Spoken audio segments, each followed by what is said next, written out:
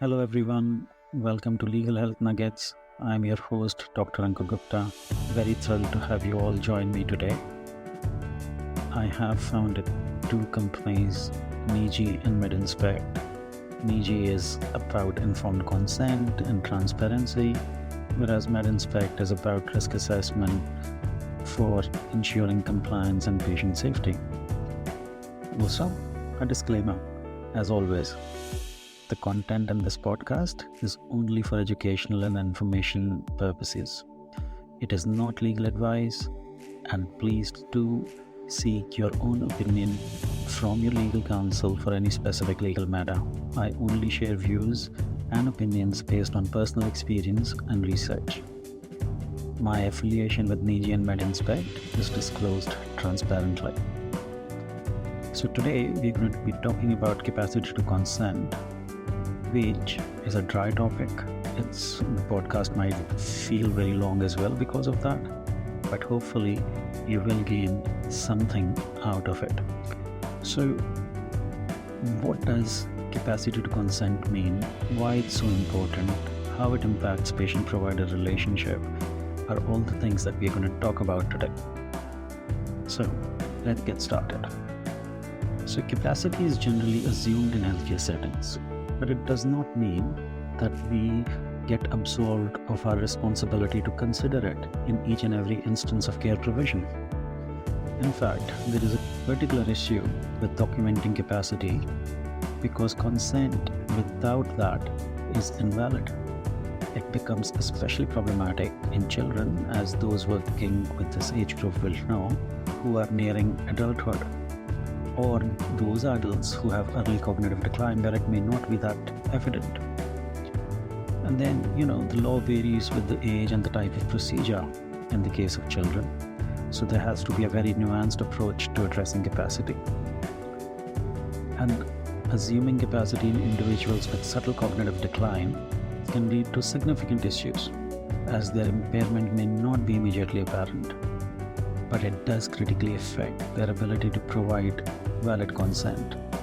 So, careful evaluation and documentation of capacity are essential to ensure ethical and legal compliance in healthcare. Now, what do I mean by this? Let us try and illustrate that with two real-world cases. So there was the landmark case of Gillick v. Norfolk Health Authority in the UK, which involved a mother who challenged the ability of doctors to prescribe contraception to girls under the age of 16 without parental consent. The court ruled that children under 16 could consent to their own medical treatment. However, it was on the doctor to demonstrate that they had sufficient understanding and intelligence to comprehend the proposed intervention.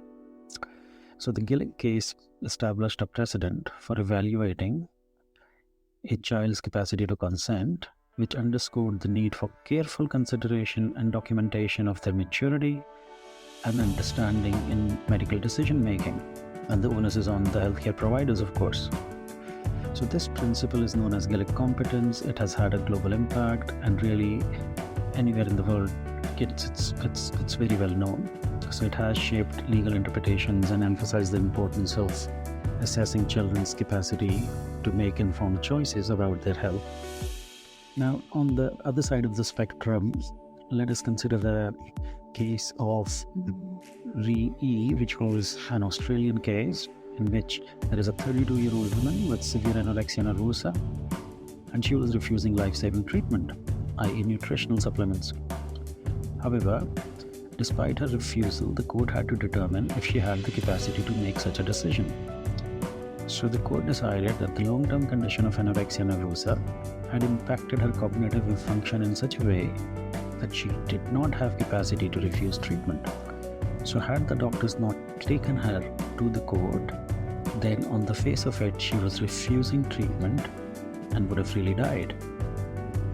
So you can understand why capacity to consent is such an important aspect of what we do as healthcare providers. So what does the law say about capacity to consent? The law says that the consent provider should have the ability to, number one, take in and retain information about their treatment. Number 2, believe the treatment information. Yes, you've heard it right. The sentence is believe, or the word is believe rather. And number 3, weigh that information, balancing the risks posed by the treatment with their own needs. So the key point also is, at the time when the consent is provided, the consent provider had the needed capacity. So the necessity for healthcare providers to diligently assess and document capacity is highlighted. So then we move on to how the consent is provided by a competent person. So it should be provided free of undue pressure, coercion, or manipulation. So it is crucial for healthcare providers to distinguish between influence and assistance, which can support informed decision making, and undue influence, which involves substituting another person's wishes for those of the patient. So a true, valid, informed consent respects the patient's autonomy and ensures their decisions reflect their own informed choices. Consent is valid only when it is provided voluntarily by someone with the capacity to consent. So let's say you have an adult who does not have capacity. What do we do now? The step at this stage is to consider if they did make an advance health directive and if that is in place. So an advance health directive is a legal document that provides instructions about medical treatment that a person wishes to accept or refuse in the future, particularly if they become unable to make decisions about their health care because they lose capacity.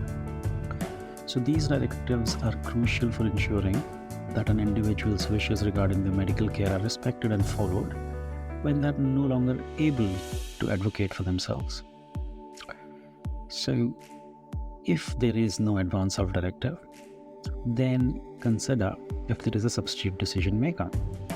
So in all states within Australia, persons with capacity can appoint another person to act on their behalf should they lose capacity. That is called a substitute decision maker, and they could be appointed through enduring guardianship, power of attorney, or even an advance directive.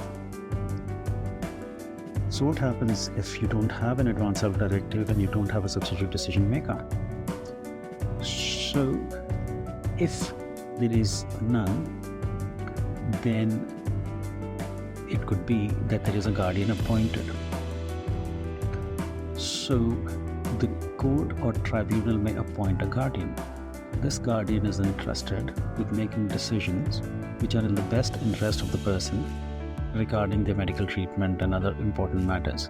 And look, the guardian could be a public guardian, or it could be somebody from the person's family. And if there is no substitute decision maker, no appointed guardian, then the next step is that the default decision maker steps in. So in the Capital Territory, New South Wales, Tasmania, Queensland, and Victoria, the default decision maker are prioritized as follows. So number 1 would be the spouse or partner. Number 2 would be the carer of the person if there is no spouse or partner. And if neither of these two categories of people are there, then the number 3 is a close relative or friend. So, but that does not apply in Victoria. And if none are available, then in Queensland, the public guardian assumes responsibility, whereas in Victoria, it's a similar sort of system, but they call it the public advocate. No, don't ask me, but yeah, you get the gist. South Australia and Western Australia have a similar system, but there are slight differences. I'm not going to go into that, but it's more about understanding the principle. So that was for adults. Let's talk about children. So when considering capacity to consent for children, we have to first of all see if it involves a special medical procedure that requires permission from a court or tribunal. So certain medical treatments, typically involving major invasive or irreversible procedures, require court permission in addition to parental and child consent or child consent. This requirement is rooted in the principle that the court has been granted authority to make decisions in the child's best interests when necessary. So in Australia, examples of special medical procedures requiring court authorization include sterilization. Remember, we're talking about children here. Surgical gender reassignment, termination of pregnancy if the girl is GILIC incompetent. Remember, we spoke about the GILIC competency earlier. Female genital mutilation, or an indefinite secure detention with medical treatment and sedation, and also certain types of transplantation such as bone marrow and tissue, or withdrawal of life-sustaining measures. So a court has to step in. It is not sufficient to just have parental assent for that. And if we move away from special medical procedures and actually go to everyday clinical practice, so when consenting a child, the first consideration is, has the child reached the minimum age? So now, how do we define children and minimum age? So I'm going to talk about the Australian context here. So in the Capital Territory, New South Wales, Northern Territory, Queensland, Tasmania and Victoria, the cutoff is 18. So anybody above 18 can consent to medical procedures. In South Australia, the minimum age of consent is 16 years. So just something to remember. And if it is below that age, so below 16 in South Australia and 18 in the other states, then consenting requires an assessment of GILIC competency. So is the child mature enough to understand and decide about the medical treatment? It looks at factors such as the age, maturity, their understanding and life experience, mental and emotional well-being, understanding of their illness and treatment options, medical opinions on their capacity, and awareness of how their decision may affect not just them but others. It also includes moral and family considerations. Each case has to be evaluated individually without a fixed age requirement. So let's say as a clinician you find that the child is not GILIC competent. What do we do now? So the next step would be to seek consent from the child's parent, or if there is someone who's been granted a parenting order under the Family Law Act, or a person authorized by the parent to make such decisions. And if none are present, then it would be the legally appointed guardian of the child, such as the child welfare officer or a foster parent. But it must be remembered that the consent provided by these individuals who are not parents is only valid if the decision made is in the child's best interests. Not to say that the parents' consent also has to be in the child's best interest, but here it needs to be considered a bit more. So, in conclusion, understanding consent in healthcare, especially regarding minors and those with minor cognitive decline, underscores the importance of legal frameworks like GILIC competency. Assessing individuals' ability to make informed decisions ensures their autonomy and well-being, and that their agency is being respected. So please do consider capacity, and not only consider capacity, but at least just write it down in your clinical documentation.